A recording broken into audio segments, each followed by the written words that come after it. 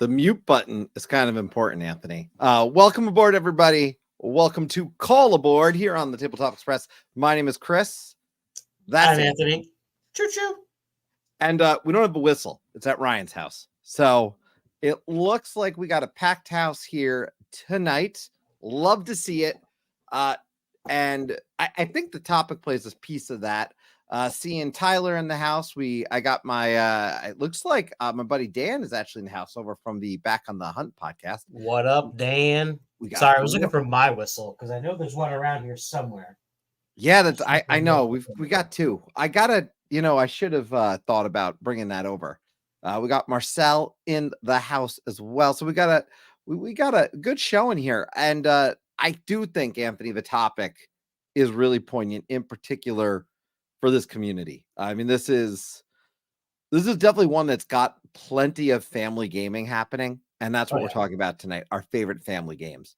Can I ask you, though, what's your definition of a family game? Because we've kind of looked at it in that like 1 to 2.5-ish ratio on BGG from a weight perspective. But for those who maybe aren't looking at BGG, how are we defining this?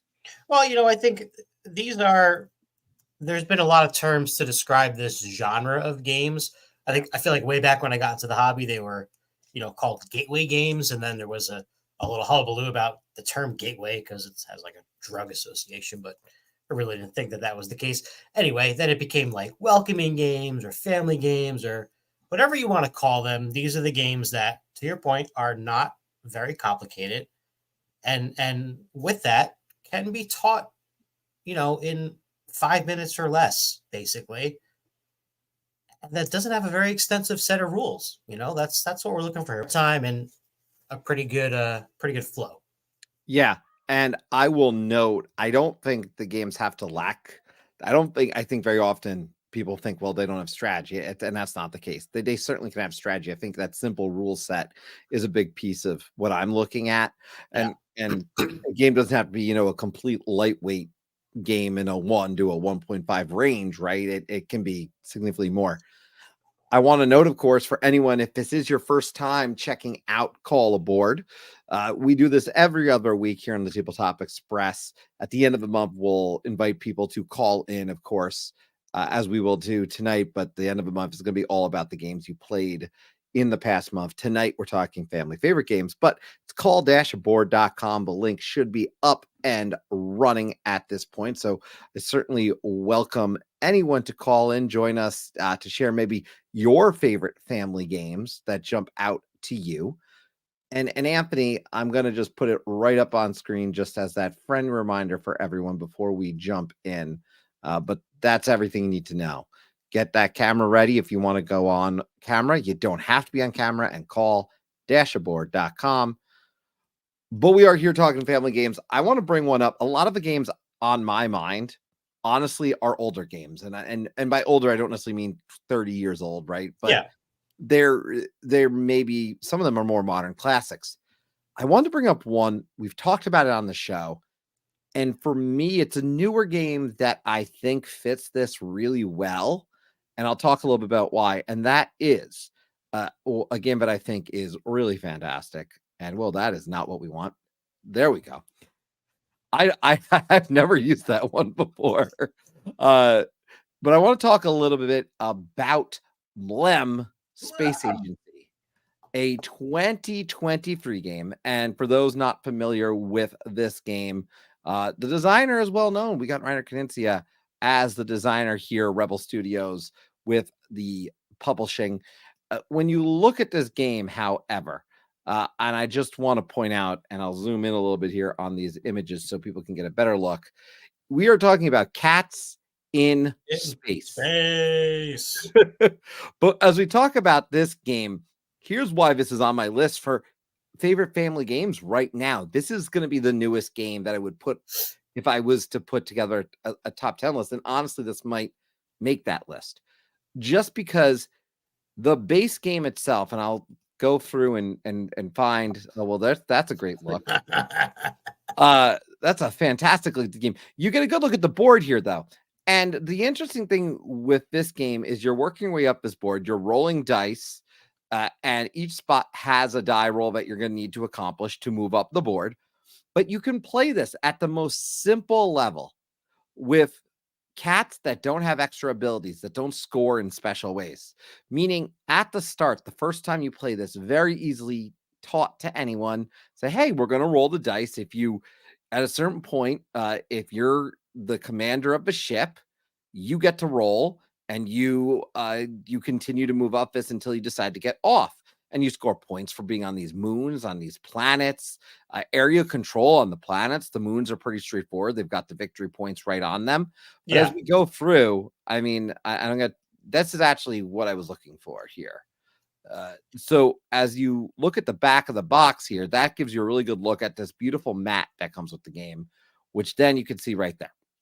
And the fact of the matter is, with this game, the rule set upticks. So you can uptick it a little bit, but it's never super complicated. And for me, fits perfectly. Simple rule set, tons of depth, kind of as Ryan is saying here from the Ecto out in New York City, I believe, right now. Is that where you're at, he's Ryan? our Ghostbuster in the field. Yeah, tonight. our Ghostbuster in the field. But I love this. Yeah, he's the king of games with simple rule sets and tons of depth. Yeah. For me, this game is a winner. It's sitting next to me right now. And let me just say, look at that cover. I mean, you know, yeah, Ryan's in his driveway. It's way less glamorous. Yeah. True. Okay. But that is the game I wanted to bring up, just because for me, this game has stood out recently. It's going to be the newest game that I will talk about tonight. I'll just throw that out right now. This is definitely the newest I'll speak to, but very, very good family game, in my opinion, that excels. And we'll have a more extensive and actual ratings and review of this game probably on the next. I would imagine maybe the next call aboard. I would say at the end of the month we're pretty good for a review of. But yeah, I agree. To your point, it is a good. You asked me about what the criteria was here. I look at these as when you are sort of getting new people involved into the hobby, right? It's nice to have some of these games that teach a kind of novel mechanic to a lot of these new gamers or non-gamers, right? So you mentioned the area control thing in MLEM, and even though there's a bunch of stuff going on in that game, like you said, the points are pretty clearly printed there on the map. It's really not that hard to explain. If you have the most astronauts on this planet, you're going to get this first place point value for doing that. If you have the second most, you're going to get this one. And that's great, because then you can springboard off of that, right? And be like, oh, remember we played that game with the planets where you're trying to get the most? Well, here's, 3 more games that have this type of thing, but this one is called Small World, and this one is called Viral and all that stuff. So, yeah, I agree. Playing with the basic powers of the astronauts or your pieces on this game, I think, is the best way to go for the first playthrough, for sure.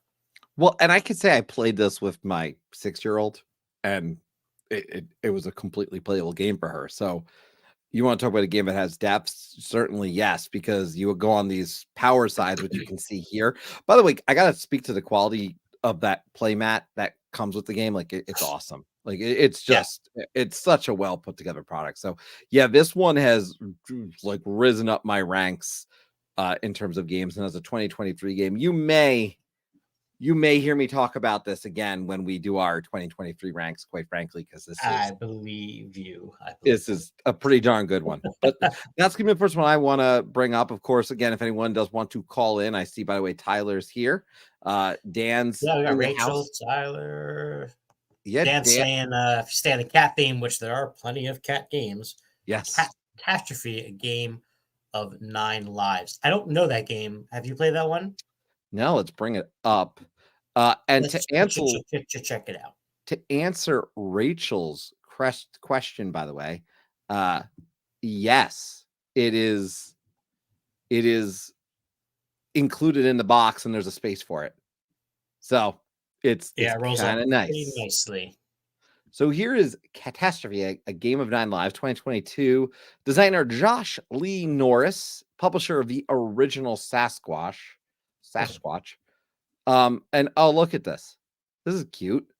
It looks like a little That looks like a game at Chuck E. Cheese or something, or Dave and Buster's, something like that. Yeah, it looks cute. I have not seen this one, so I will have to look this one up. It looks like visually it's got some nice pieces and seems pretty straightforward and simple to play. So falls into that category. That's a weight one flat 1.00. Oh, Oh I yeah. see. They're climbing that like scratchy tower thing. I see. Oh yeah.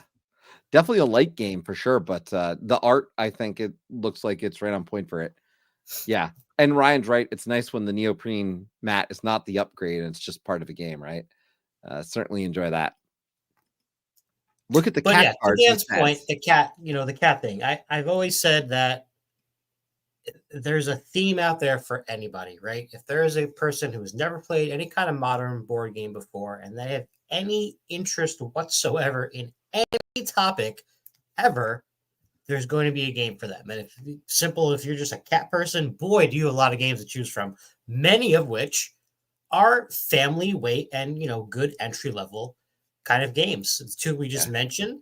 I wouldn't go Isle of Cats is definitely like some next level stuff, but we've got Cat Tower. But that has a family mode. In all fairness, Isle of Cats. That's a good point. That is a good point. By the way, I do want to point this out. Yeah, those are some fun cards. Aqua Cat is in here. Fairy Cat Mother. Oh, that's pretty cool. I like it. Yeah. And of course, Exploding Kittens. Yes, for sure.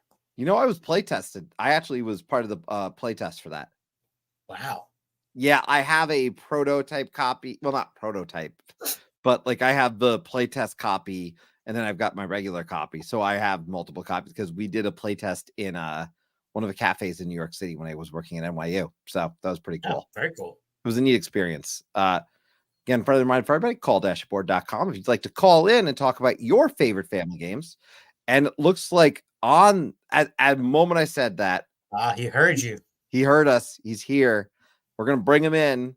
He's got a streak going on the show, by the way. That he may know the number, but it's definitely a streak. He knows the number. He knows the number. Yeah. Nah, he's shaking. He doesn't.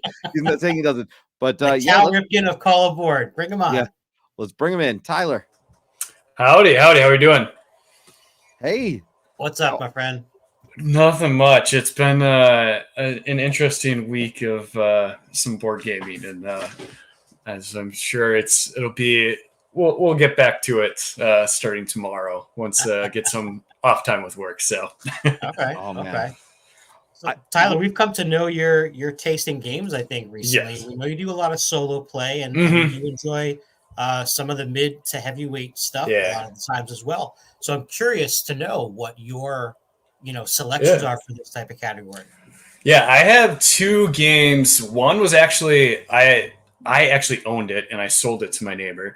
The other game I bought for my neighbor for Christmas because his wife loves it, and we've just been able to play it a bunch. And that first one is Sagrada. It's very visually appealing of a game as well, and it's very. I mean, there's some cards out there that can change up how you do your drafting of the dice, or you can move around a couple dice on your selection or stuff along those lines. But very visually appealing, a lot of dice. But as you guys mentioned, with these games, it doesn't lack strategy at all. Because if it gets to you and you're like, okay, the person that's going to draft the dice next needs a red, and it needs to be a red 4. Look, there's a red 4 there. You can snag it from them and kind of put them in a bad spot, or block someone else from getting that color that may get them 6 points at the end of the game. So I really enjoy it. It's simple. You can have that conversation while playing, but you can also really block yourself as well too, because you can't have the same dice color next to each other, or you can't have the same number next to each other. So this is one that recently played for the first time that really enjoyed. It's funny. I only played this for the first time last year. I played a lot of games, obviously, and everyone had told me Sagrada, you're gonna like Sagrada. I remember I totally misplayed because one of those dice placement rules. and so it has a few extra rules, but it's nothing overly complicated. I mean, Right. we actually look, according to BGG, they rated a 1.92 out of 5 from the weight scale. Mhm. So, and I think that's fair because there's enough of a little extra rules that, but it's still obviously very family friendly. And it says age 14 plus, but I would debate that one because I've definitely Yeah. had no issue playing 8+ with this. Yeah. With a lot of the kids I've seen play this. And then, by the way, just so we do it, artist on this one, by the way, Peter Walken, publisher of this one, popular one, Floodgate Games, who does some great stuff, and then designer Adrian Adamescu and Daryl Andrews. So some love to the creators of this one.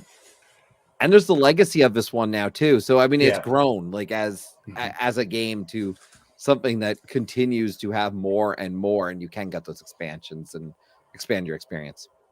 I just want to highlight Ryan's comment because it's echoing Tyler, what you just said. If there's a game that people like us are gifting or giving to other people, that's the definition of this type of game, right? And to your point, there's strategy in this game, and there are those dice manipulation cards. But if you're going to play this with a first-time group, you can cherry pick those, and you can pick the simplest ones. I think there's only 3 of them that you really get to choose from anyway during a regular setup game. Yeah.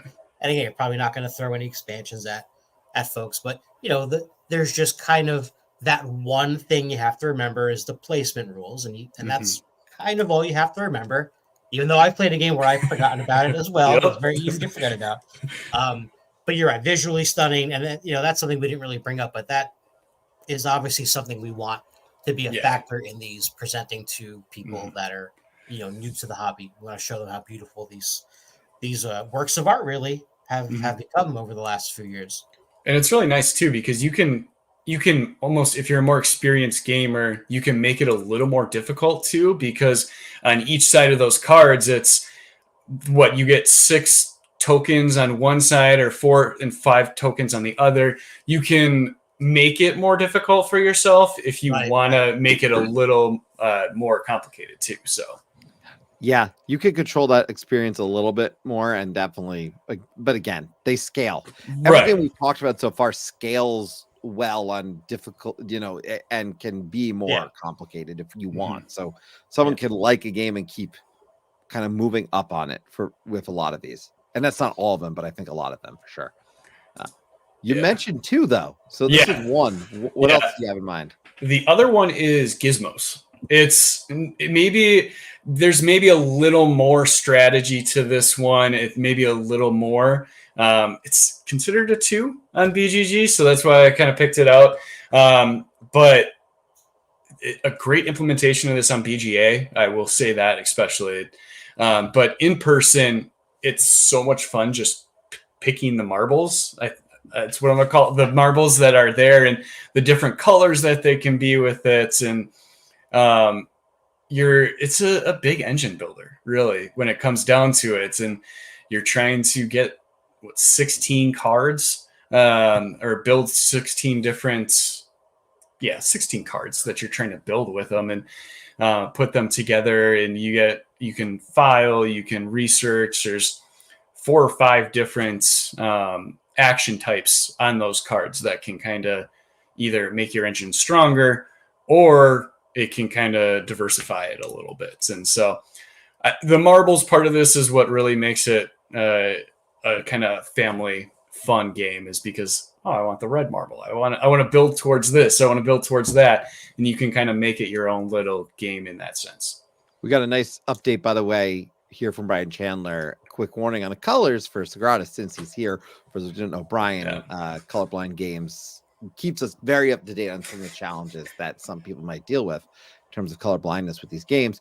The new printing is actually going to address it, and apparently the legacy version has double coding. So something I did not realize. I've only played Gizmos online, and I have, which is funny because obviously I know I'm going to enjoy this more in person with the marble factor. It's got that great toy factor, which Ryan was bringing up. I should totally put it with family. Toy factor is huge, and that's true. The toy factor piece is, I think it is a giant piece to the fun factor, I think, for a family game, Mhm. because look, let's face it, the joy of board games is the physical touch. The online world can never completely recreate that, even if it makes games more accessible. Or I should, yeah. Oh man. By the way, Mr. Coaster checking in, just so everybody knows, he's checking in between his sets that comes out of Bryan Adams concert right now, and mentioning that Wandering Towers, which we can bring up after, is a great family game. And I've seen Wandering Towers at PAX Unplugged. I did not get a chance to play it. Have you played Wandering Towers? Either of you? I've not. No. No, I've seen it be played, but I haven't Yeah. gone to that table quite yet. So We got a Girly Gamer in house, by the way, and then Potion Explosion. That's another good one. there is one other that I don't think it's officially released yet. I backed it on Kickstarter though. It's called One Page War. It's a print and play. And it's a 2-player game. It's not exactly like fully family of it, but it's a 2-player game where you're just rolling a die. You're logging that number, and it's like a poker hand in a way, where you're trying to get the best like straights, 4 out of 5 of the kind, whatever you can do. And they're within the Kickstarter, and I'm not sure when it's launching or when it'll be, what is all going to be released with it. But there's like 4 or 5 different maps or different battle arenas that you have. There's like the water fight one that's more kid friendly, but they have medieval, they have like a space one, and then just like a normal like military like battle one. And it's really fun. And like, obviously the water one is meant to be more kid friendly in that aspect. And it's one that is good to play, and it very simple, but there's like there's specific actions you can take if you're the first to complete one arena. Like you can swap 2 numbers in an adjacent arena, stuff like that. It looks like there's a preview here, but it doesn't have much information otherwise right now. Yeah, I went to their website, and it looks like there's an option to like print the game, but you have to like get notified upon release of the game. So something to take a look at. I backed it on Kickstarter, so that's why I have it. But really, really simple, fun 2-player game. If you and a kid are looking to play something a little different, and it can be played in like 10-15 minutes at most. Oh, Nice. No, and I think print and plays can fall into that. In the same world of print and plays, some of them are actually showing up here. Waypoints, Aquamarine, Voyages, very much so. I think you could do those as a family game. So, and that's $5, $5 purchases, which is, you can't beat the price. So, and it's a good way to test the waters before you, jump into some more pricey stuff. Yeah. No, it's some good choices in there too. And like I said, I think it is interesting, the toy factor, how it plays in. And we played Snapship's Tactics on the channel more recently, and oh man, toy factor, so much fun. And I could have, simple enough, I could see the families playing that one too. But I'll recommend people go check out that video just because what a fun game. Building the ships, Yeah, no, say that 4 times fast. No. Snapship's Tactics. Snapship's Tactics. See, I started saying schnapps at the halfway in there. Yeah. Anything else going on with you, Tyler? Anything fun you up to that you want to share? I know you're doing a lot of solo gaming. But, I'm doing it was a post in the recent acquisitions in the Discord. I feel like I'll publicly kind of talk about that every single time I'm on. But as everyone saw, I posted about my Ashes Reborn growing collection that isn't going to end probably until I have it all. But that's kind of the big thing. And I started a 1-for-100 or 1x100 with that. So I got 91 more plays to go of it. But I have there's no doubt in my mind that that'll be kind of completed. So that's kind of my big thing that I'm going through right now. Yeah, no, that's probably. Oh, and you got a suggestion. Dan is saying you and Danny should do a segment on Talking Tabletop about solo gaming, and I would I would. You two would have a great conversation on that topic for sure, because it's definitely one you do a lot. I know, and obviously Danny loves it. So yeah, and I know I actually just reached out to Mr. Rao like a couple of weeks ago, just before Dice Tower. So I'm going to be starting to contribute to his podcast as well too. That's fantastic. I was so excited the night I started to share with him that I told him, I'm like, hey, yeah, I want to join in. That I wrote down like 14 different topics. So I got my log of stuff that I want to kind of throw in there and contribute to the podcast to mix it up. So awesome.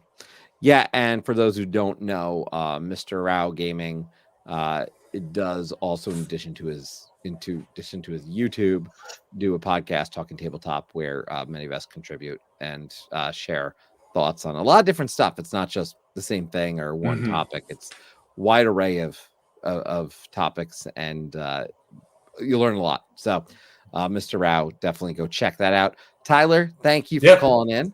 Thank you, guys. We always love to hear from you, and we'll see what you got to add to the appearance on the podcast. Yeah, we'll be around. I'm sure there's other stuff I'll think of. So there you go. Thanks. All right. Bye.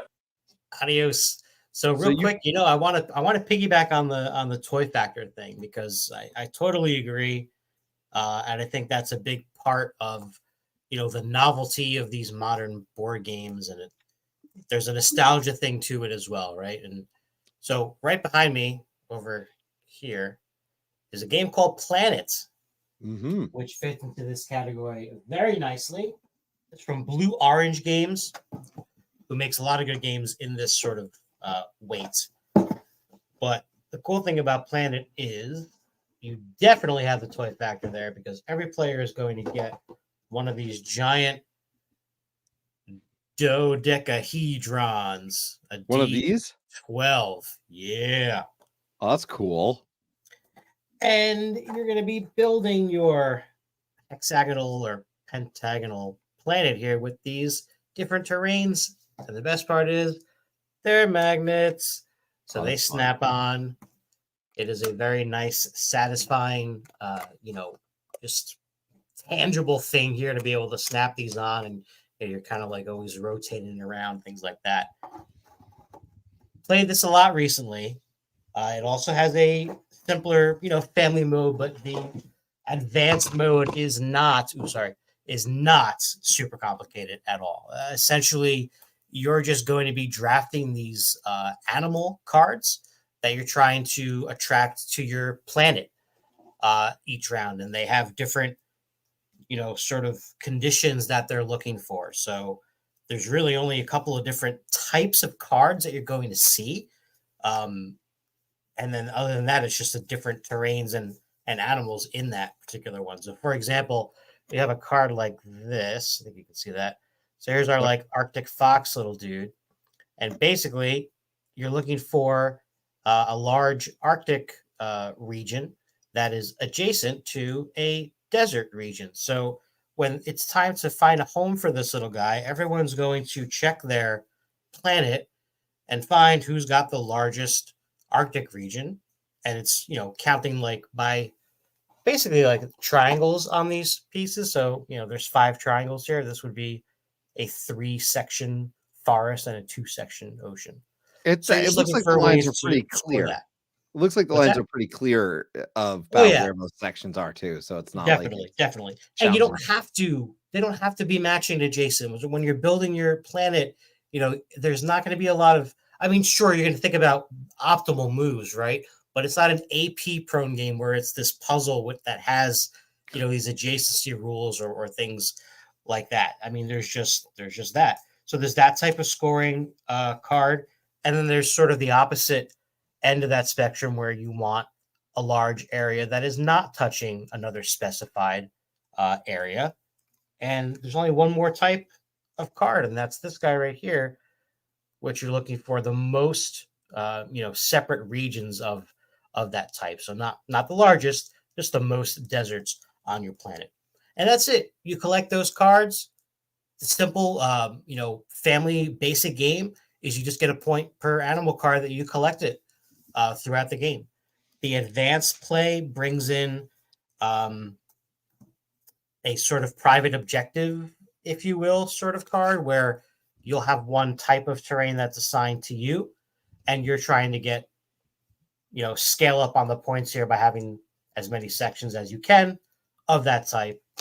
And if you get animals that are matching this, they're going to be 1 point. If they're not, you're going to get 2 points. That's it. There's no other changes in the game besides that. And like I said, I've played this with my son, who is almost 5, and I've played this with my wife, who's a gamer, and our friend, who is a novice gamer, and everybody enjoyed it. And I think it's a great entry level game. Yeah, and this one, that's when you mentioned Blue Planet for this one. Yeah, Blue Orange, not Blue Planet, but Blue Orange, who does some good stuff. I'll probably talk about something that was mentioned here in a little bit. Somebody nailed it. Kingdomino is a good one, but in the meantime, we do have another caller, so I'm gonna bring in Marcel in just a moment, and again, feel free, anyone else interested in calling in, to get into the queue. But for now, we are going to bring in Marcel. Hey, Marcel. What's going on? It's a Wednesday night. Yeah, where else would I be? That it is. I know, Marcel, too. You play a lot of family games just because you got a family, obviously, and a lot of those hit the table between you, your sister, everyone really. I get the sense with your family these days is playing games. So yeah, thank God for BGA. It lets us play a lot more than we should. You play a few in person too, though. I know. So what's on your mind when you hit on this topic, though, of family games? What games jump to mind these days for you? I mean, one that, anyone that's coming to the table for something simple that's fun and engaging, no matter what age, is to me Spots. Yes. Yeah, we talked about that. We talked about including that. Yeah, here we are. So we went from cats to dogs. Yeah. Oh, well, it's appropriate. I played this the other night, but yeah, Spots, you obviously, I know you played this for the first time within the past probably 6 to 9 months, right? But what was it that drew you into Spots from that first play? Because obviously I know it's been incredibly popular on our Discord, on this channel, and I joke that we probably sold like 50 copies of Spots at some point between our Discord, just because it seems like everyone has it now. Honestly, it's just a super easy game to pick up. It's fun. Something about hitting all your dice on, the cards, so that way you get to flip them over, or, you go for broke and you bust. I know some of my young niece loves playing this game with me because I personally always go for it. And when I bust, she loves it. Oh, by the way, Tyler's saying we have not as many copies of Donuts. Well, in all fairness, because we're waiting for the price break again. Yes. Oh my gosh.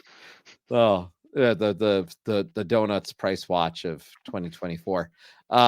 Yeah, Spots is fun. It's one of those games that, too, like we've talked about, has multiple like levels. Like you can not change up, what the different tricks are, right? Or you can do the version where you're actually changing up the tricks, and that certainly adds a difficulty to it, but not a hard difficulty. It's one that I think most families, depending on the age, are going to be able to pick up on.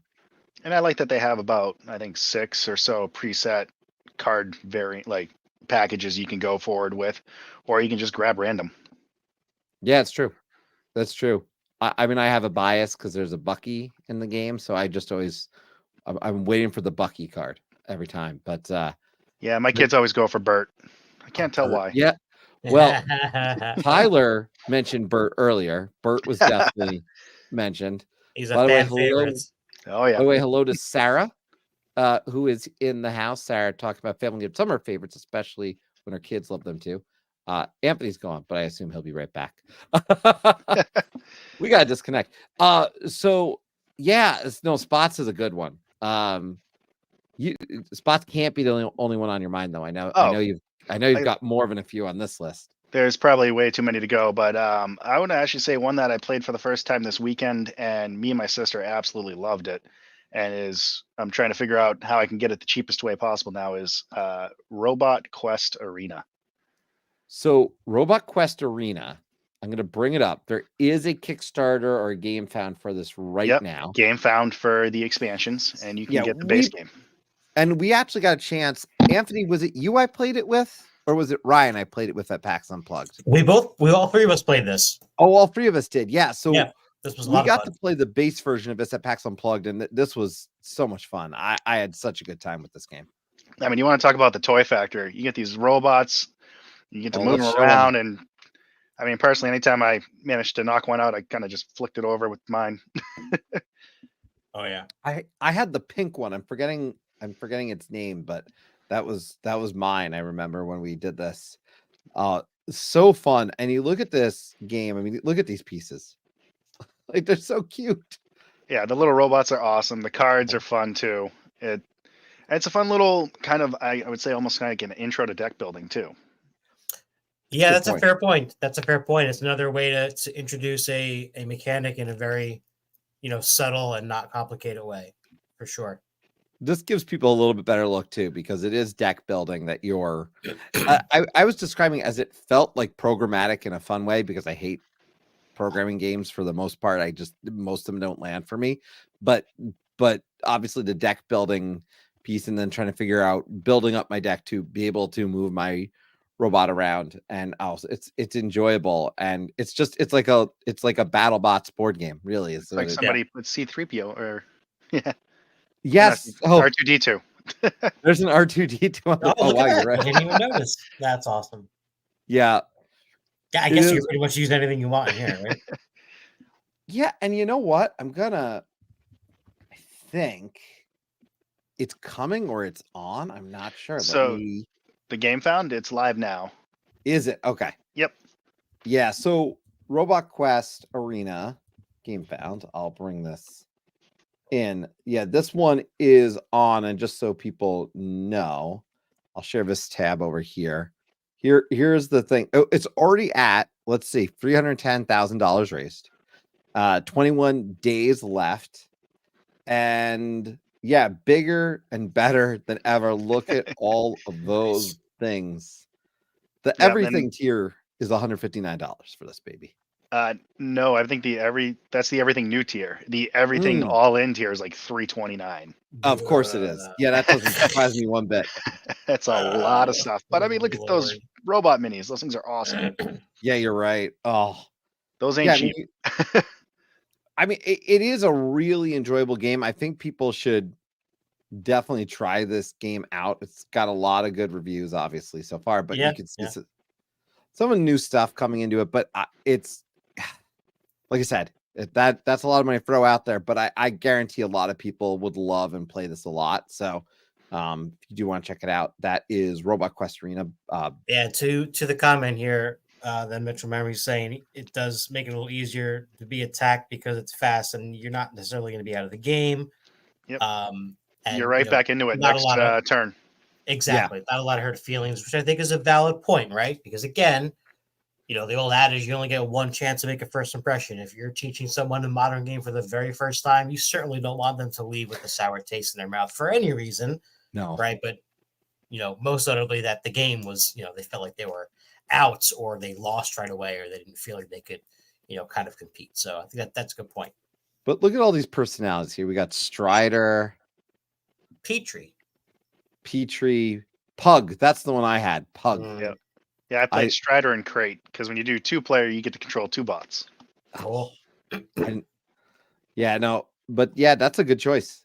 Anything else anything else on your mind? Because this was a good choice. I'm glad you mentioned this one, because not only is it relevant with the Kickstarter, but it definitely was, I think, a very fun game. And it has, keep in mind, like, a lot of different stuff now. Like, the base game alone for a lot of people is going to satisfy even without the expansions. Yeah, I mean, I don't want to take up too much more time. I'll probably throw out maybe 2 real quick ones. Obviously, popular one on Discord right now was Green Team Wins at that very, very nice price. Yeah. So, picked mine up today. For anyone watching, I don't know if it's still the case, but on Target, Green Team Wins was like just under $5. Green Team Wins by designer Nathan Thornton, who, by the way, was probably one of the first 10 creator corners that we did here on the Tabletop Express, great guy, 25th Century Games. This one is a good time. And I'd argue, you know what's interesting about this one for me, Marcel? It's family weight for sure. It's a family game for sure. But man, you play this at a pub at 1 in the morning. It's not family anymore. It can go both It directions. can get cutthroat. Yeah. It's So- go ahead. Yeah, I was gonna say it's definitely a fun one, and with the 12 now that I got 2 cases of it, with my son joining like a new hockey team, all I can think of as a coach, this is a perfect ice-breaking game for a team that's just coming together or people that are just meeting and maybe a little shy, get a good way to know people. And I'd argue it's very easy enough to kind of make your own cards for this or take stuff from other games and make it play into this one. So that's Sure. one thing I really like about this is it's a very flexible game, and it knows it's a flexible game. I think that's part of the design, to be quite honest. Yeah. But good choice. Green team wins. And you said one more, so I'm going to hold you to it. Oh, of course you're gonna hold me to it. Oh boy. Family level game. I got to go with Juicy Fruit. Good one. Oh yeah, I just played that for the first time recently, and Chris and I talked about it earlier today that it might come up on this. So good, that's a good pick too. Yeah, we just played it for the first time a few weeks back. I got it on a really good deal right before Christmas, and yeah, it's a fun game.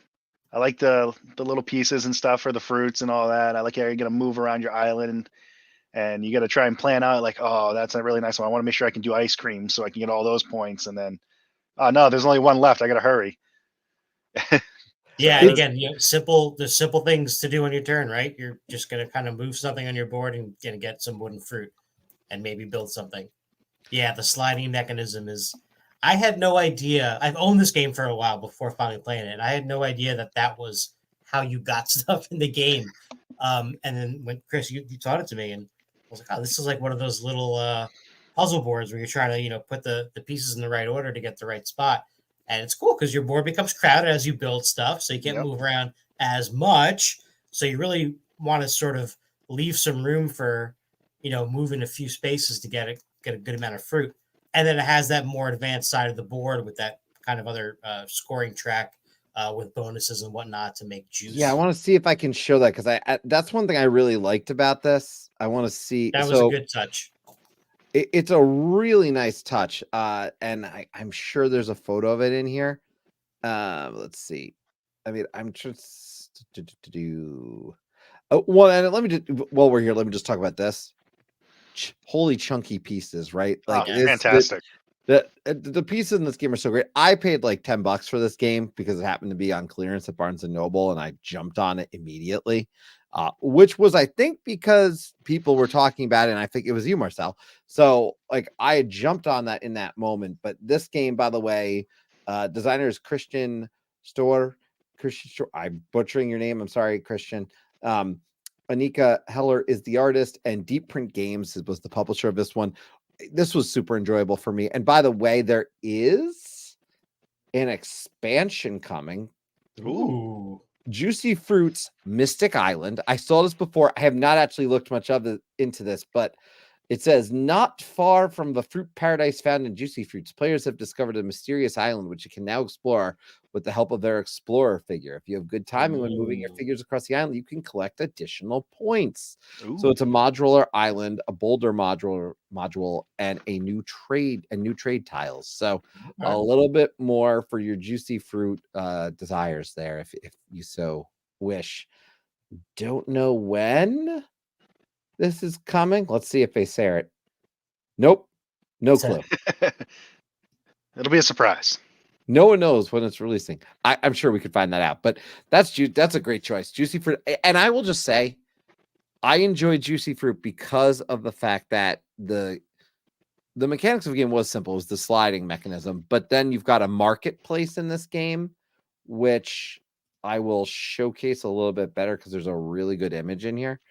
And that marketplace, which is, let's see. You had it towards the top there. Was it towards the top? Right here? No, that's the actual other board I was talking about. And here it is. No, that's not it either.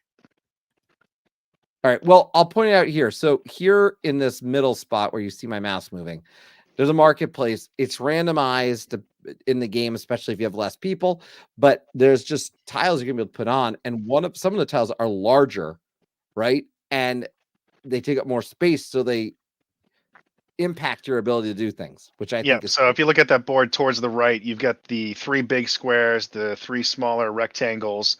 Those are the ones that you can buy throughout. Yep. We're gonna try to. Whoa. There we go. There we go. So you get these smaller squares that you can use to get you bonuses with sliding. And then you got the bigger fixtures on the right side of the board that you can gain. I forget the mechanic of gaining them, but yeah, like those squares right It's there. just one of the tiles. Honestly, it's just one of the tiles. On Oh, that yeah, little that's right. board. That's all it is. Yeah. So then you got to basically take that and you place it onto your island, and now that's a static permanent fixture. And I think it's like a one-time bonus of some points or something like that. But then you got There to are try a and ton of slide around points. it. It's a ton of points, but you got to be really careful about it because you could screw yourself if you do it too early. So, Yep. So, but yeah, no, some good choices. Marcel, thanks for calling in with those. not a problem.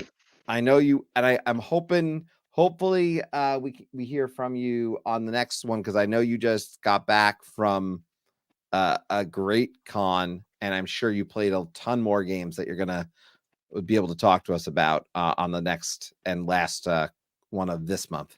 Oh yeah, there was some I wanted to mention, but I limited myself to only one from the con. There you go. All right. Well, I can't wait to hear your report from that. With that, we're going to say goodbye to Marcel. Everyone wave goodbye. Have a good night. And we're going to say hello to Ryan in the Ecto. There he is. Am I coming out okay? Yeah, we hear you. All right, cool. Loud and clear. Hi. Hey. How's life in the Ecto for you tonight? Yeah, this is the first time calling in. Long time host. I was building that one up. Hi. Yeah, this is the Ecto inside. Oh, hang on. There we go. Yeah, see, there's starting up. Okay, she runs. Anyways, hi guys. What's going on? All right, family games. So I have to bring up the one that I always go, like my family's go to, which is Telestrations. Yeah. Mm-hmm. Is it a specific one, or is it just standard? Just standard Telestrations. I mean, we had like the 12-player version, but Telestrations is just a classic. It's derived off of a game called Eat Poop You Cat, I believe it's called, right? Mm-hmm. So, where one player is going to be drawing out some sort of phrase or object or whatever. The next player needs to guess it. Then the next player draws that player's guess, and then that player guesses it, and so on and so forth. It's basically telephone meets Pictionary. If you haven't played it, it's great. There's really no scorekeeping per se. Like there is, but you shouldn't play with the score because it's just not fun. Look how much fun that is. Is this the kind of joy that takes place? You too can be like these women. Yeah, absolutely. You know, I've never played Telestrations with someone in my family that did not enjoy it. You know, because it's one of those games where the middle, like, it's actually encouraged to be a pretty bad artist. And I feel like a lot of times with drawing games, you're discouraged from artistry. And Telestrations does that, I think, the best out of any of them. Even with Monstrosity that we've played, I feel like Telestrations really makes an even playing field for everyone. Yeah, in all fairness, Monstrosity, I do think being able to draw does help, but I think if you can't draw, you're not completely handicapped in that one. I am a big fan of this one. I will note for people with Monstrosity, because it's a game where literally you're looking at the monster and then you're trying to describe it to people, but you didn't get to look at it that long.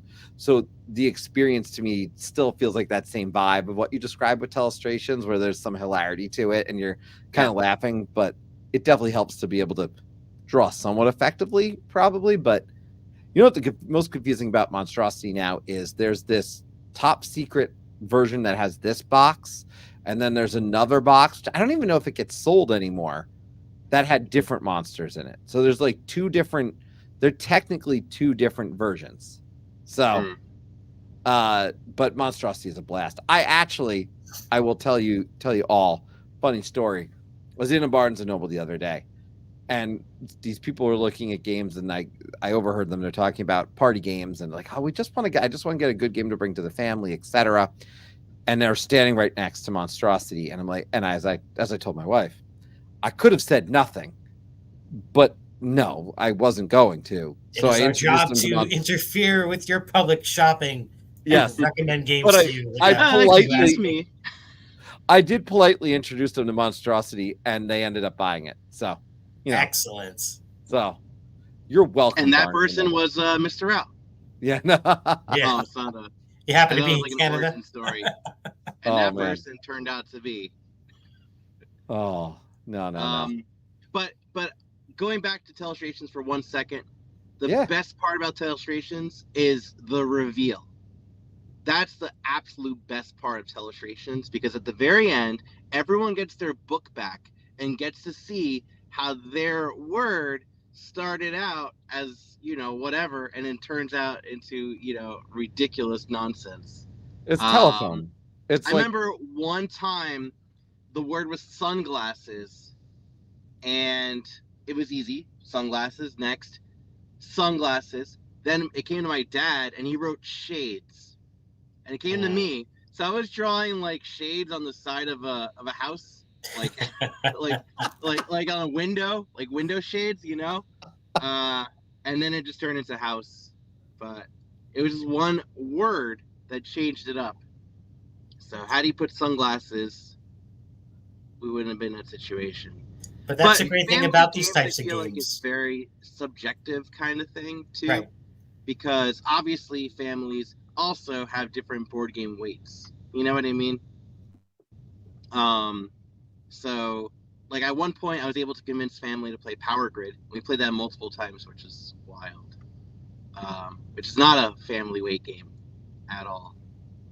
Rachel, by the way, says our Telestrations always somehow end up including toilets and toilet related 9-year-olds. As it should. Yeah. That's a Oh good my God. Telestration session.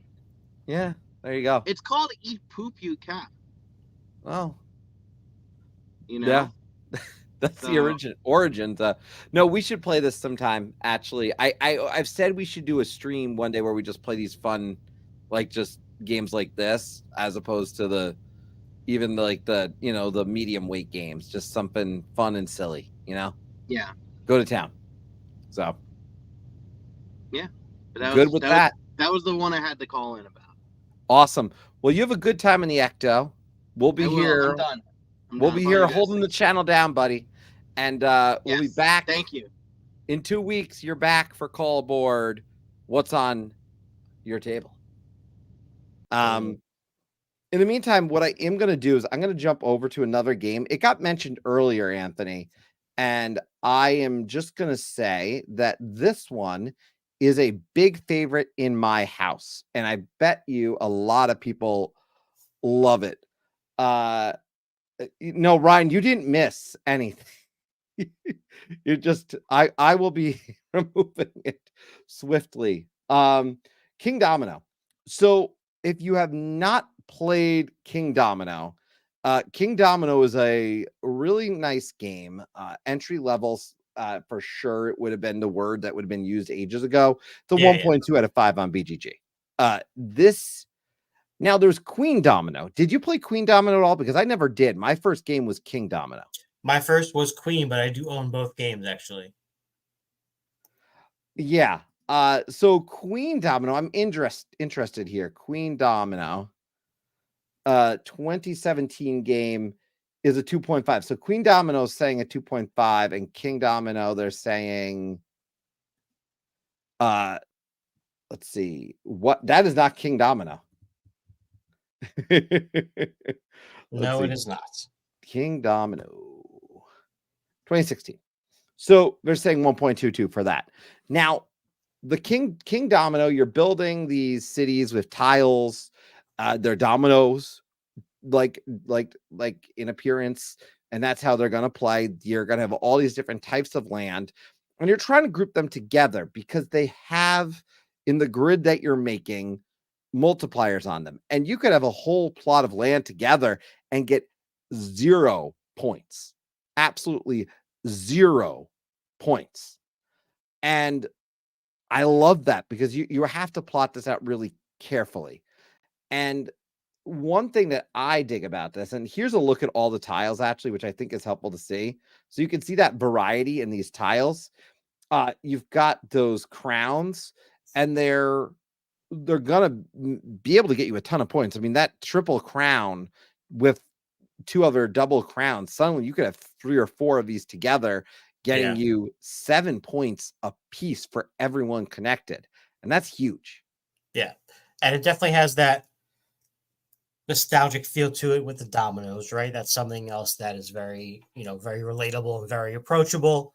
And similar to how I was talking about Planet earlier, you don't have to worry about matching things precisely when you're making your kingdom layout here for a couple of reasons. One, you have that center starting castle square that anything can attach to. So, for most of the game until you fill in the whole center, you have a lot of options there. And then after that, things can match. It's okay if they only match one of the 2 terrain types that are on that domino. So I agree. This is a great choice. And the fact that Queendomino adds a little bit of complexity to it is fantastic because you can take that sort of next step. The biggest difference there is it has a new type of terrain that's lets you build buildings on them. By paying for them. So that's going to add a lot of different sort of strategy, and it's going to score things in different ways and things like that. And I want to bring this up because this is a great point. A good classroom tool to help with multiplication. Because again, you've got your number of crowns times the number of squares in that terrain type for 3rd graders. Yeah, that's a good call. I wanted to bring do this have up. the Giants one. I have not played Origins before. So I just picked this up for like $5 recently. So sweet. I have not tried it yet. But basically it plays similar to the original game, but has new components. And the big thing here, as you can see, is fires and volcanoes. Second one uses wooden resources. And the third one is these cavemen tokens. I don't want to sit here and kind of speak too much to this, but I just wanted to know because this was interesting and it definitely ups the complexity a little bit, as you can see, to that 1.92. But it's very modular. But if you look at some of these cool pieces, this is what I wanted to bring up. Like, how cool are these? It's a neat little pieces, right? There's something about just 2 colors on wooden pieces that make them look so much more spectacular than other monochrome looking ones. It's just the little details. Like even that little mushroom, just those 2 little brown dots. It's so cute. We put this out on the table, and I honestly didn't know like what I was going to think or how complicated it might be, but so this one I was aware of it and I picked it up for inexpensively, and I look forward to trying it because I do like Kingdomino a lot. Yes, Ryan. I struggle with staying in the grid as well. And I should mention, Chris and you and I both, I think you have this game also, the roll and write version of this Kingdomino Duel, right? I don't win it ever. My wife destroys me in it. I have yet to beat her. It's a little spacey. There's a lot of spatial going on there. It's well done though. I really enjoy Duel. Obviously, we just came off of February, which was our 2-player month, and I really enjoyed Duel a lot. I just don't win it. So it hits the table. I already know the result is my kind of running gag at this point, but I will always play it. And maybe if I play someone else, I'll win, but I don't know. Spatial awareness games, I could tell you, my wife dominates. She's just really good at it. She likes Cascadia for all those reasons, etc. But yeah. Friendly reminder, call-board.com. I will be apparently we had more people in attendance than I thought, and one was not real. So I will ask if you join to comment in the private chat if I don't know you already, so I know who the heck you are. But hey, I'm going to joke about this, Hamzy, and just say if this means that it's somehow reaching the bad algorithm, that means Yeah. it's also means it's reaching and growing. So I'll take the good with the bad, I guess. Definitely And arrived hopefully now. never that again. Dan brings up another good one here. Summer camp gets a lot of plays with the kiddos. I agree. Summer camp is a great We got to bring summer camp on the table intro here, people. game, and that's another great intro to deck building. There you go. Yeah, Ryan is definitely one episode. Yeah, it's your fault for sure. It's all your fault. Sure. Yeah, call board SFW edition. Jeez, family weight games, and it's ironic, right? Summer camp. You are collecting merit badges in this one. Which what's neat about this one, and I'm hoping. Oh, they do have an image. Okay, cool. So this is my favorite part about this. You see this collection of merit badges. I think there's the one consistent one that you use in every single one. Yeah, there's like that. Is it the purplish deck? It's the one with there's like s'mores and a map or something. Right? There's like 3 basic cards that you're gonna play with every game, but then you also add in 3 different activity decks. Yeah, and so the variety of it is huge because you don't always have the same things. But if you want to talk about teaching people, deck building, this is the game for me, to be honest, these days. And that's the reason I actually own it. I don't play it all the time, but if I want to teach someone deck building in a really fun theme, or I play this in the summer a lot. A lot of what's happened, I don't know about you, Anthony, a lot of my games have become very much around the season because there's games I'll play all the time. But like, I think I've told you before, you could switch out any of the badges. Okay. It's the store that's the same in every day game. Right. So the badges stay the same. Okay. Thank you for that clarification. It's been a bit there. This one, but by the way, is a Phil Walker Harding game and a phenomenal one at that. So I am, I just he tends to strike gold most of the time, I find. Yeah, it speaks to their resume that they can sort of run the gamut with games that are at this level and then ones that can get a little more complex by sort of building on those, those more simpler mechanics. I want to bring one up also that falls under that same category, but under Buffalo Games, which was this Golden Ticket game, which is a ton of fun. Golden Ticket, if you like Willy Wonka and the Chocolate Factory, that's where it takes place. Really simple. It's got a very Istanbul feel for anyone who's played Istanbul. But you're on the best part is every action you're taking is to get chocolate bars, and this is the best part. Look at these chocolate bars, right? And all the chocolate bars are wrapped. Okay. Ryan says Istanbul. Golden Ticket is better than Istanbul. Not everyone's going to agree with Ryan on that one. But I'm trying to find a good one that shows the example. So see these, they're not wrapped in them, but you could see these other ones in the back are. These are the wrappers. You have to put all these back after the game? So no, it's pretty simple. It's pretty simple to put them away. The initial annoyance is making the initial setup of these, but then they're stacked like this, and the Wonka bar that the golden tickets are in a bunch of them. You want to have the most golden ticket. Now, the thing is at the end, I believe, I forget the exact rule, but you can almost like give away. You can essentially say, here, you take this and let someone else win. So again, you talk about family weight. You can be like, I like my sister better, so I'm going to give this to him so dad loses, which has literally happened in my house. And there you go. But yeah, it's fun because you don't know what Wonka bar has it. You're just trying to get the most Wonka bars. You want to talk about thematic? This could easily be up there in the thematic category because it works. Yeah, for sure. But yeah, Golden Ticket is a ton of fun in my opinion. So I like this game. Silly game. I will never get rid of this game probably just because I like games that you can partner up with a movie, Oh yeah. And there it is. Ruel, Unwrapping the Wonka Bars is the greatest ending of any board game ever. We played this, by the way, Anthony. I actually, when we did that live stream, that will eventually do that 12 or more hour live stream at some point in the future again to raise some money for a local hospital.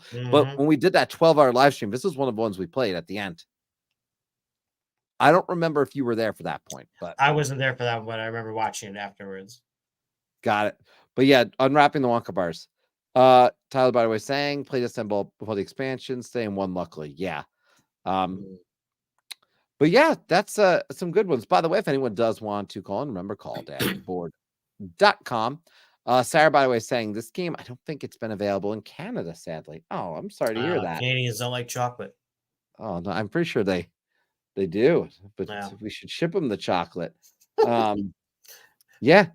Well, I'll bring up a game while we're seeing if anybody else is going to jump in here, because again, we're looking for kind of points of entry here, and what are the barriers to that? Well, I think sometimes some people are reluctant to jump into a game for fear of the competition part of it, that they're not going to do well or not understand all the rules, and so the answer to that is to play a cooperative game where it's okay if you don't understand something because it's generally all open information and you're playing together as a team against the game. So there's, a lot less hurt feelings in that aspect as well. So my pick for an intro cooperative game is any of the Horrified series.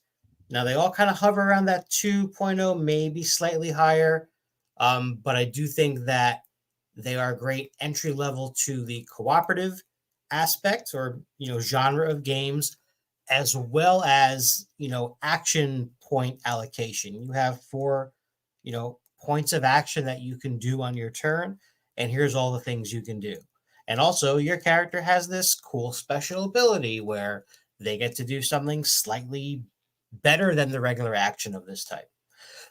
Which one should I bring up?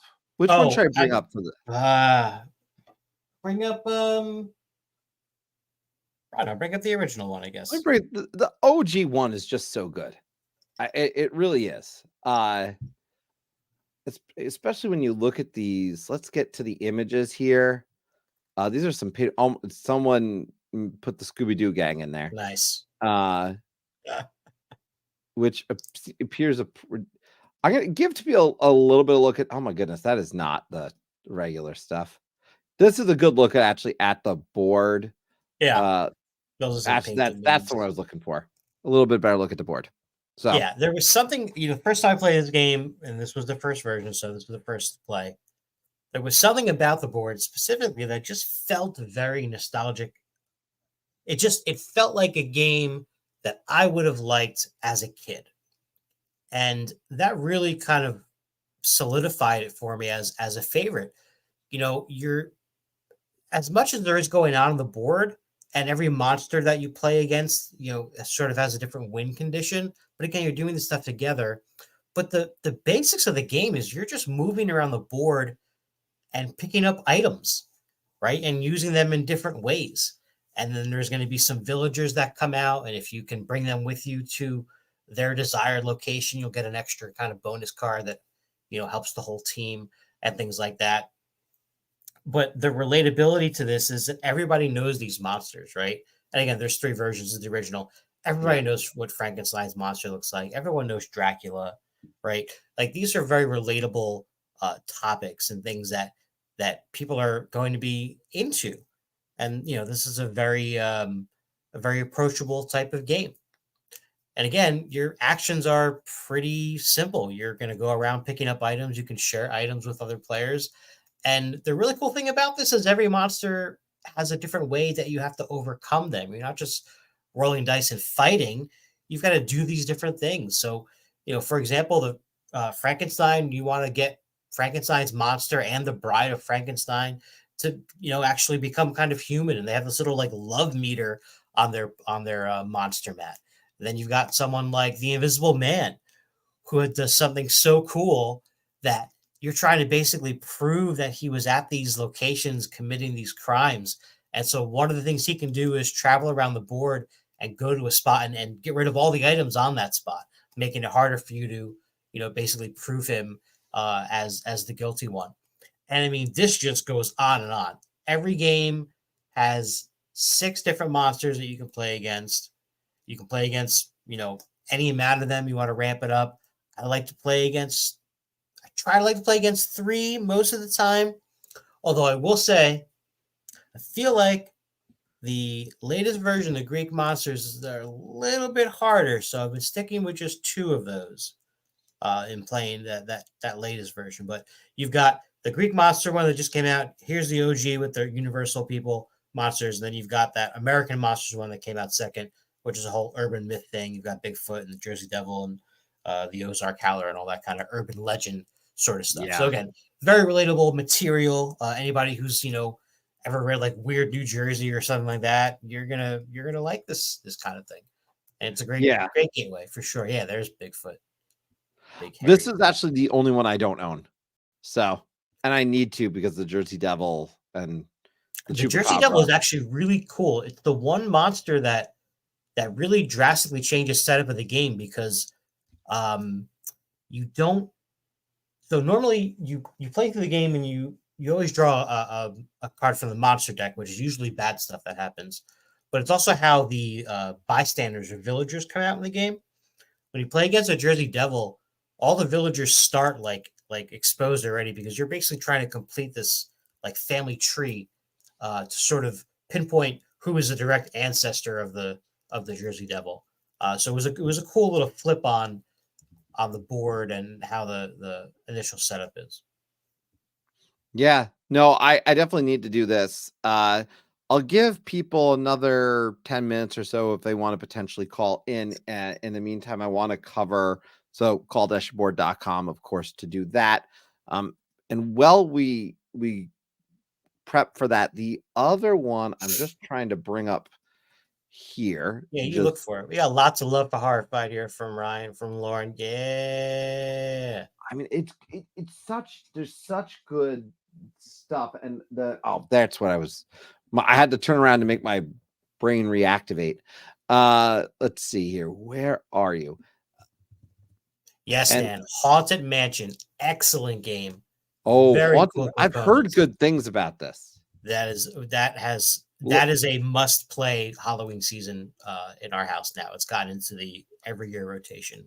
Very cool. Now, is it just technically called The Haunted Mansion? It's actually, I believe it's actually called Disney's Haunted Disney The Haunted Mansion Call of the Spirits, it appears. It's Call of the Spirits. Yeah, that's the one.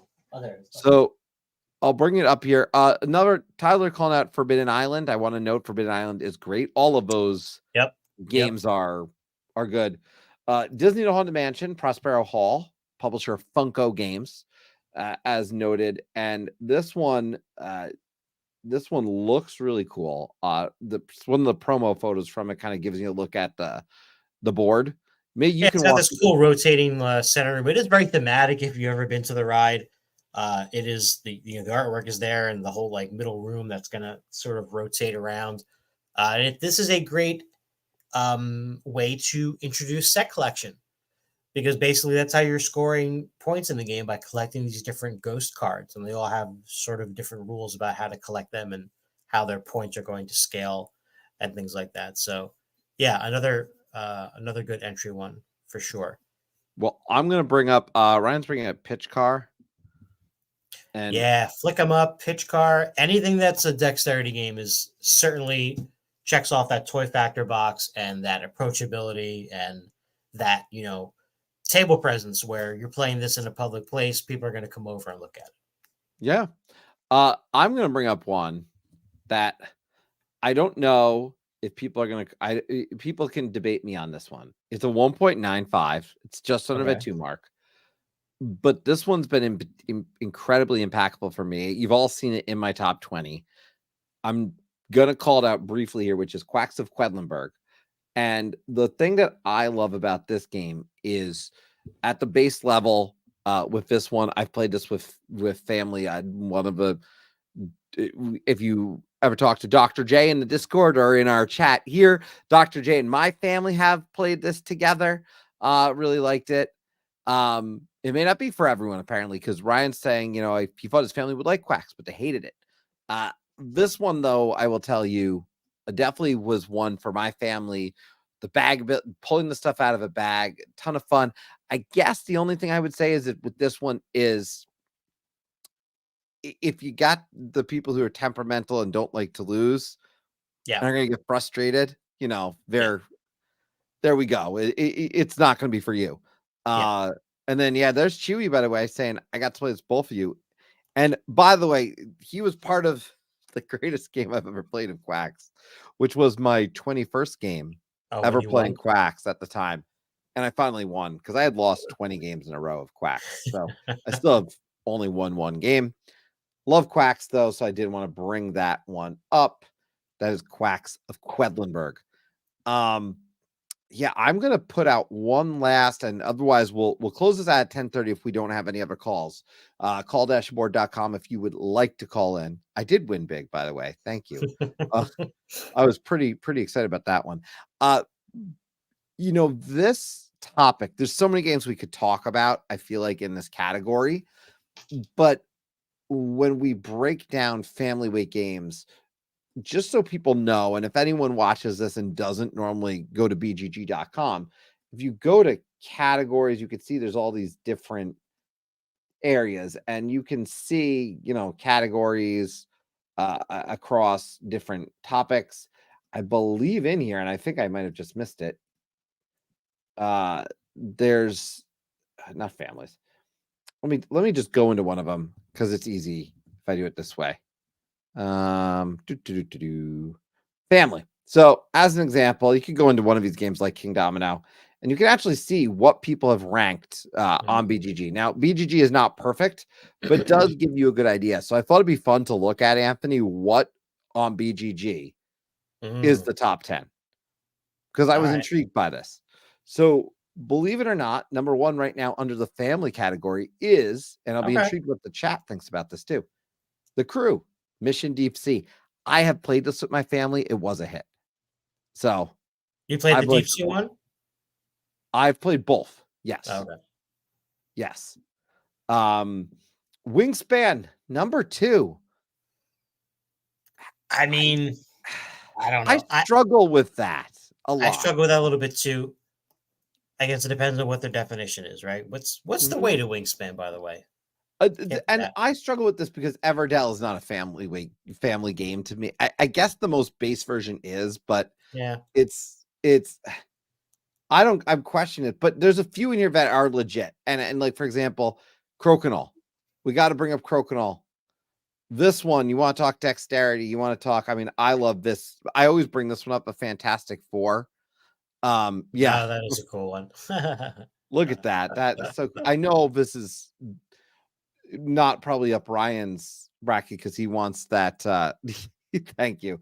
Again, I found it interesting because a few in here, and there's one that we didn't talk about that I have to mention, and it is in the top 10. Azul. And there it is. Yeah, you're reading my mind. So, Azul, you want to talk about a game that I can bring to the table and bring people in with. You want to talk about a game that looks visually great on the table, but is also easy to teach, fun to play, and has a ton of strategy. Yeah. It's Azul. And it has become that modern classic for so many, and you can debate that. What does a modern classic mean at this point? Because Azul is only a 2017 game, right? So it might need more time to earn that title. Well, but it definitely has enough versions in that short amount of time. That's for sure. That's true. That is totally true. But Azul is a game that if you have not played it, you are going to be collecting pieces from the board and placing them on your placing them down. You can only take all of the same color. So it might be all the blues, all the blacks, all the reds. They've got these really neat designs to them. There's a chocolate version of this one, not actual chocolate. Could be. It'd be a nice Valentine's Day version, right? And then that allows you, when you complete the row, to put them on your board.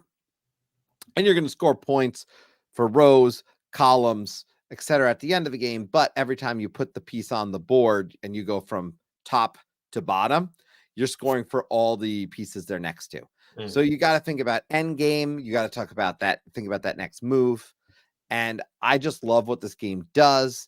You can up the strategy by certainly using the other side of the board. They added additional things to this. There's multiple versions of Azul, and it plays very well. Obviously, online to this point here, it does play well on BGA. It was in the and honestly, this was in the title card for our video tonight. So I felt it was important to bring this one up. I think this is a classic. I even have the Azul Mini, which is so great for travel, and I love it. Ryan, by the way, is saying this is why he gave away Sagrada. And I could understand that. I could understand it falling in the same kind of world of type of game. Yeah. But yeah. I have both of those personally. But yeah, I don't know. OG Azul still my favorite is what I will also say, because there's like a bunch of these now. Yeah. So, to go back to that top 10, let's see what else doesn't belong. I agree with, and a couple people said it in the chat too. I don't think Wingspan belongs. No, and Everdell doesn't belong. And this is in coming that from me, that's like one of my favorite games. Yeah, and Everdell, I would agree as well. Cascadia, I'm okay with. I'm Quacks okay we with talked Cascadia. about. The other crew is there too. Azul. Yep. I mean, Wingspan again. Wingspan Asia, I have not played, so I can't speak to it. The Clank, the deck building game, I've only done the in space one. No, Catacomb. Yeah, a little too much going on. Seven Wonders, I think you can get away with as an intro game. And there's a lot of iconography. Splendor Duel, okay, but Scout, I do like Scout. Yeah, I think Scout is a good choice on this as we go through. Oh yeah, let's not skip Heat. I think Heat. What's the weight on Heat? Where is Heat? He was 4 on this list. Let's check it out. Let's see what Heat was. Heat is a 2.19. Okay, yeah. I mean, I'm okay. I'm okay with Heat. I really am, because it is really not that complicated when you break it down. But there's a lot going on in it, so I don't know. Ryan, who loves Heat, says Heat is borderline in my opinion. Yeah, I think it's pushing it, but I think it more so than Wingspan or Everdell, I feel. If I was making a list, many of these games would not be there. Like Sushi Go Party sitting here on this list, by the way. Family game for sure. Phil Walker Harding at 56. Okay. And so yeah, I feel like, but yeah, again, and the weight, by the way, is I feel like that is the weight for experienced board gamers, but can be a lot more. And that's the great point about BGG, I think, is that it is board gamers doing these weights and not, the average person. So yeah. But I did want to look at these, like I said, these top 20. It automatically scrolls sometimes when I put it in. But like I look at this and I will say, yeah, I'm good with some of these. Patchwork, sure. Isle of Cats, I just want to point out one thing, because Isle of Cats is on here at 19. I think Isle of Cats is actually a simple game, but my goodness, I think the setup can scare away a lot of the people who might not know what's coming. Yeah. That's my only argument there. I would not expect to see Welcome to the Moon there. So some good stuff in here. I will point out one other that's pretty clever. Is a wonderful family game. Yeah. I really do like this one. Simple dice chucking. I think it's got a easy to teach. Doesn't take long to play. And I'm surprised it's actually a 1.87, because I don't think this is that complicated. But they do have the younger version of this, as you've covered on the show before. Yes, that's pretty clever, kids. That's pretty clever, kids, which is a fun little theme. But yeah, that's some of the ones on BGG. So I thought it'd be fun to cover that. We've had a fun night here.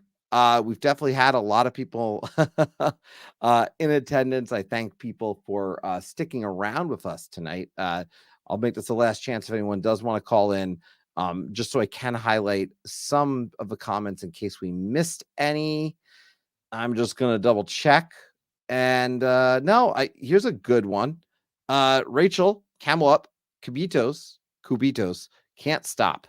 And Oh, Can't yeah. Stop's a good one. Can't Stop is a great choice. Marcel pointing out her story is one that my daughter loves playing, and I would put into that topic. And her Okay. story is very Splendor-like. So at the same point, you could argue Splendor. I think Splendor Duel was in that family list, and I would have put Splendor before Family Duel. Splendor Duel. I agree. Personally.